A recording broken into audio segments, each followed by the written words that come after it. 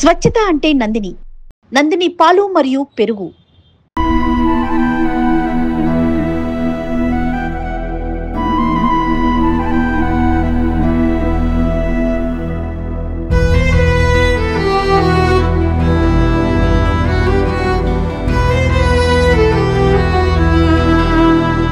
జమ్మూ కాశ్మీర్లోని పహల్గాంలో జరిగిన ఉగ్రవాద దాడిలో దాదాపు 26 మంది చనిపోయిన విషయం అందరూ తెలిసింది. అందులో ఏపీకి చెందిన 2 వ్యక్తులు చనిపోయారు, పర్యాటకులు. అందులో ఒకరు కావలికి చెందిన మసూదన్ బేసిక్గా బెంగళూరులో స్థిరపడిపోయారు 12 ఏళ్ల క్రితం. కానీ వాళ్ళ తల్లిదండ్రులు, ఆయన పుట్టి పెరిగింది మొత్తం కూడా కావలే. అయితే ఆయన చనిపోయింది మంగళవారం మధ్యాహ్నం నుంచి సాయంత్రం ఆ ప్రాంతాల్లో చనిపోయారు. కానీ ఆ విషయాన్ని బంధువులందరికీ తెలిసింది, కానీ వాళ్ళ కుటుంబ సభ్యులు, ముఖ్యంగా వాళ్ళ తల్లిదండ్రులకి చెప్పలేదు బంధువులు. రీజన్ ఏంటంటే వాళ్ళిద్దరూ హార్ట్ పేషెంట్ అవడంతో, ముఖ్యంగా వాళ్ళ తండ్రికి ఇటీవల సర్జరీ చేయడం, అలాగే తండ్రికి మసూద్ అంటే విపరీతమైన ప్రేమ ఉండడంతో ఆ విషయాన్ని చెప్పడానికి తటపటాయించారు. కానీ నిన్న జరిగిన ఒక ఇన్సిడెంట్ అందరినీ కూడా కంటతడి పెట్టిస్తోంది. ప్రస్తుతం నా వెనకాల కనబడుతోంది కదా, ఇది అట్టిపల్లె షాపు, అట్టిపల్లెకి సంబంధించిన గోడౌన్ ఇదంతా కూడా.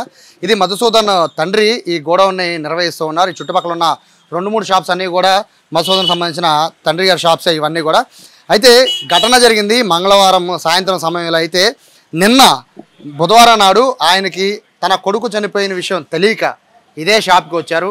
ఇదే షాప్లో కూర్చొని వ్యాపారాన్ని చేశారు. ఆయన నిన్న పొద్దున్నే బయలుదేరుతుంటే కుటుంబ సభ్యులు ఎక్కడికైనా అడిగితే నేను షాప్కి వెళ్తున్నానని చెప్పారు. కానీ ఆయన్ని ఆపలేని పరిస్థితిలో వాళ్ళు ఇక్కడికి పంపించారు. ఆయన షాప్లో చాలాసేపు సాయంత్రం వరకు ఆయన షాప్లోనే కూర్చున్నారు. చుట్టుపక్కల వాళ్ళందరూ మాట్లాడుకుంటూ ఉన్నారు.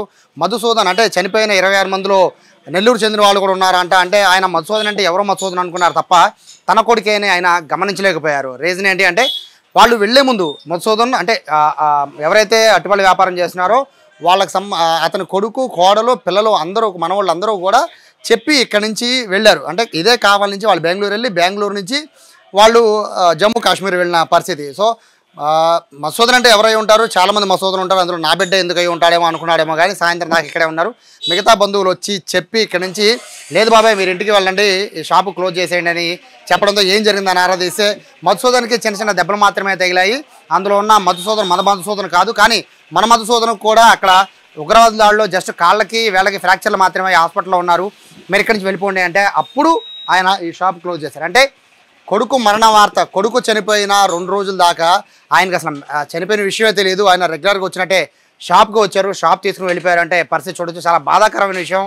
ఇది ఎవరో కూడా జీర్ణించుకోలేకపోతున్నారు. ఇక్కడ మధుసూదన్ ఇక్కడికి అందరికీ కూడా కలివిడిగా ఉండేవాడు. అటువంటి మధుసూదన్ ఆయన కష్టపడి ఇదే వ్యాపారం చేసి ఆయన రూపాయి కూడబెట్టి ఆ పిల్లలందరినీ కూడా మధుసూదన్తో పాటు 2 అక్క చెల్లెలు ఉన్నారు, వాళ్ళను కూడా పెంచి పెద్ద చేసి వాళ్ళని బెంగళూరు పంపించి అక్కడ సాఫ్ట్వేర్ ఇంజనీర్గా తీర్చిదిద్దారు. అయినా కూడా ఆయన వ్యాపారం వదలకుండా ఇక్కడే చేస్తున్నారు. ఇక్కడ కనబడుతున్న వీడియో మొత్తం అందరినీ కూడా కంటతడి పెడుతోంది. ఇక్కడ ఉన్న వాళ్ళందరికీ తెలుసు మధుసూదన్ చనిపోయారని, కానీ షాప్లో కూర్చొని వ్యాపారం చేస్తున్న ఆయన తండ్రికి మాత్రం తెలియనివ్వలేదు.